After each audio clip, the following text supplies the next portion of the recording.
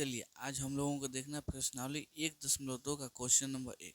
ठीक है, बोला है नीचे दिए गए कथन सत्य हैं या असत्य, कारण के साथ अपने उत्तर दीजिए। ठीक है, इसमें 3 क्वेश्चन दिया है। बोला है पहला, प्रत्येक अपरिमेय संख्या एक वास्तविक संख्या होती है।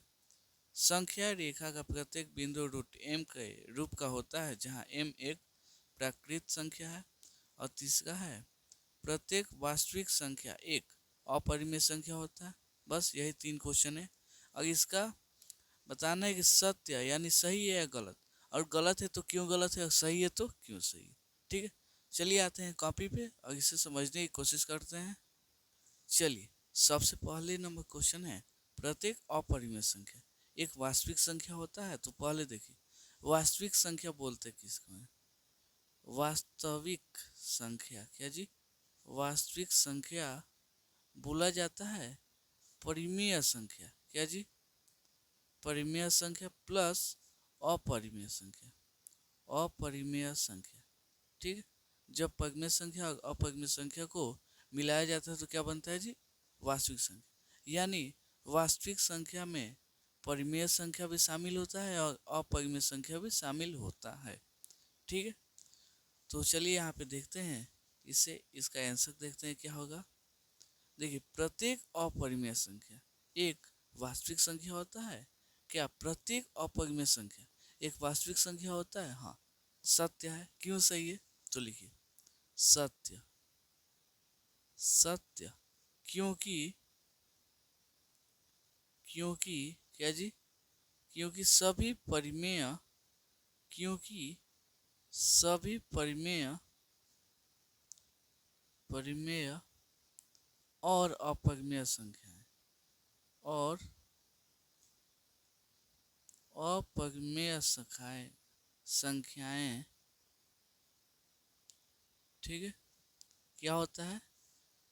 संख्याएं का संग्रह। क्या जी? संग्रह यानी समूह क्या होता है? संग्रह ही वास्तविक संख्याएं होती हैं। वास्तविक संख्या होती है। यहाँ से आपको थोड़ा समझ में आया होगा। सत्य है, क्यों सही है? क्योंकि सभी परिमेय और अपरिमेय संख्याओं का संग्रह ही क्या होता है जी? वास्तविक संख्या होता है। यानी अपरिमेय संख्या और परिमेय संख्या दोनों जब आपस में रहेगा तो उसको क्या बोलते हैं जी? वास्तविक संख्या बोलते हैं। तो इसलिए सत्य होगा। अब देखिए 2 नंबर क्वेश्चन दिया है, संख्या रेखा का प्रत्येक बिंदु रूट एम के रूप का होता है जहाँ एम एक प्राकृत संख्या है। क्या बोला जी? संख्या रेखा का प्रत्येक बिंदु रूट एम के रूप का होता है। ठीक है, तो यहाँ पे ये क्या हो जाएगा जी? असत्य हो जाएगा। यहाँ पे असत्य। अब क्यों असत्य होगा? क्योंकि देखिएगा, जैसे लेते हैं रूट 3 और रूट 4, रूट 3 और रूट 4 के बीच में अनंत संख्याएं हैं। क्या है जी? अनंत संख्याएं हैं जो कि रूट एम के रूप का क्या होता है जी? नहीं होता है। जैसे रूट 3 तो रूट एम के रूप का है, लेकिन रूट 4 का मान कितना हो जाएगा? जो कि रूट एम के रूप का नहीं है। तो ये क्या हो जाएगा जी? प्राकृत संख्या भी हो जाएगा। समझ में आया हम क्या बोले? असत्य क्यों होगा? क्योंकि क्योंकि रूट 3 और क्योंकि रूट 3 और रूट 4 के बीच अनंत अनंत संख्याएं होती हैं। अनंत संख्याएं होती हैं।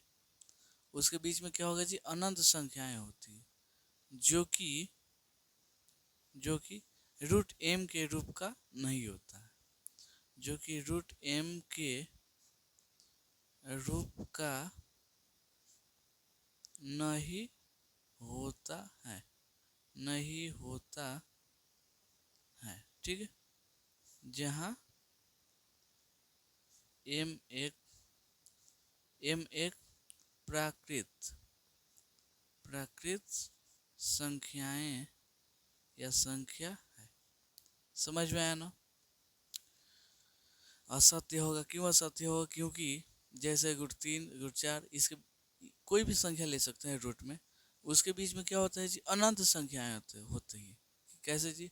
पॉइंट में, बाटा में, ये सब लेके इसके बीच में अनंत संख्याएं आ सकती है, जो कि रूट एम के रूप का नहीं होता है। ठीक है, जहाँ एम यानी जो रूट में जो संख्या होगा वो क्या हो? प्राकृत संख्या हो। समझ में?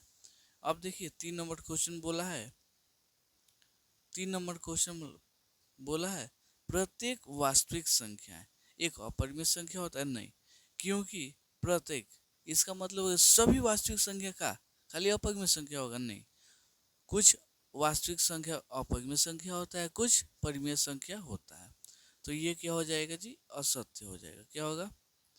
असत्य, क्योंकि वास्तविक संख्याओं में परिमेय संख्या भी क्या भी शामिल है। तो लिखेंगे असत्य, क्योंकि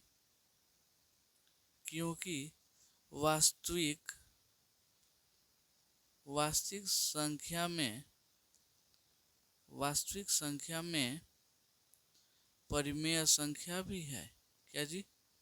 परिमेय संख्या भी